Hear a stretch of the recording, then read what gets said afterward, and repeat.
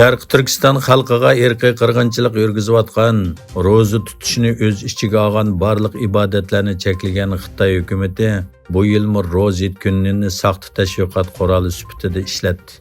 Sharq Turkistondagi Xitoy tashviqot organi Tangirtog' to'g'rida e'lon qilingan xabarda Uyg'urlar bilan Xitoylarning ro'za yitini birlikda tabriklaganligi, birga tamoq yeb, naqsha etib, usul o'ynaganligi, ro'za yiti millatlar ittifoqligining namoyon qilinganligi qatorliq yolg'on sahna ko'rinishlari tasvirlangan. Xitoyni ro'za yit mezgilida udullab, Sharq Turkistonda atalmış Ipak yo'li iqtisodiy balviqini o'rtaq qurg'uvchi davlatlar taratquv mas'ullari tashviqot yig'ini o'rinlashtirgan bo'lib, Pokiston, Bahrayn, Avstraliya, Kanada qatorliq 21 davlatdan kelgan axborot xodimlarini taklif qilgan. Xitoy doiralari yaqinda Sharq Turkistonda davlat korxonalarining 700 milliard yuanlik mablag' silish turini e'lon qilishidan keyin Uyg'ur rayoniga savdogar chaqirish qadamini texmi tizlatgan. Xitoy hukumat taratqullarining xabarlarida ma'lum bo'lishicha, Uyg'ur avtonom rayoni Beijingda ba'zi chet el davlatlarga qarata Xinjiang siyosatini qo'llash diplomatik tashviqotini kuchaytgan bir vaqtda Xitoyning pul muomala savdo markazi bo'lgan Shanxaydagi Uyg'ur diyoriga savdogar chaqirish yarmankasi o'tkazib, korxonlarni bu rayonga mablag' silishga chaqirgan. Bu yarmanka g'arb ellari majburiy emgak andizisi sababidan Uyg'ur diyorida ishlab chiqarilgan mahsulotlarni boykot qilish yoki cheklashni kuchaytirayotgan bo'lsa-mu, ammo Xitoy hukumati bu rayonga mablag' silish salmoqini oshirib, rayonda Xitoyning 8 cho'ng sanoat to'pi barpo qilishga harakat qilayotgan bir vaqtda o'tkazilgan.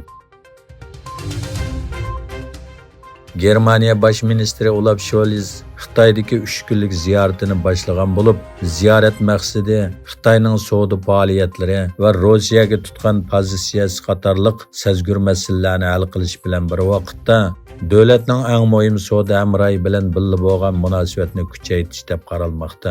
Germaniyaning yuqori darajalik savdo rahbarlarining hamrohligida Scholz Chongqing safarini boshladi. Keyin Shanxay va Beijingni ziyorat qildi.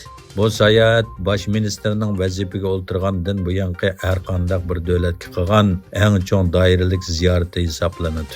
Yana bir tarafdan Dunyo Uyg'ur qurultiyi qatorliq kishilik huquq tashkilotlari Germaniya bosh ministrini Xitoydagi kishilik huquq dafsandichiliklarini tilga ilishiga va ochiq pozitsiya bildirishga chaqirdi. Shimoliy Koreya rahbari Kim Jong Un Xitoy mamlakatli xalq qurultiyi doimiy komitetining raisi Zhao Liji bilan ikki davlat hamkorlik munosabatini cho'nqurlashtirish to'g'risida suhbatlashdi.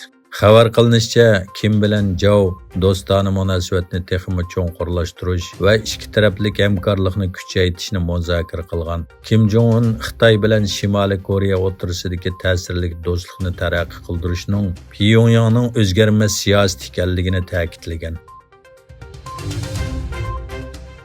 Bloomberg çarşamba kuni e'lon qilgan dokladga qaraganda, olma shirkati oldingi moliya yili Hindistonda olma telefon ishlab chiqarishga ahamiyat berib, qimmati 14 milliard dollar bo'lgan uskunlarni ishlab chiqargan. Bu shirkatning Xitoy sirtidagi ishlab chiqarishni oshirish tirishchanligining davom qilayotganligini ko'rsatib berdi.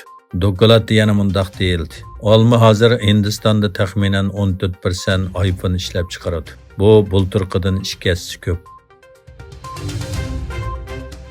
Indoneziyaning Sulawesi orolida tuni gün yuz bergan tog' gumurli tushish vaqasida hayotidan ayrilganlarning soni 18 ga ko'paygan bo'lib, 2 odam to'g'risida hech qanday xabar yo'q ekan. Makassar shahrida izlash qutqizish atritining boshlig'i Ekesianus Bikabil 18 kishining jasadini topganligini e'lon qildi.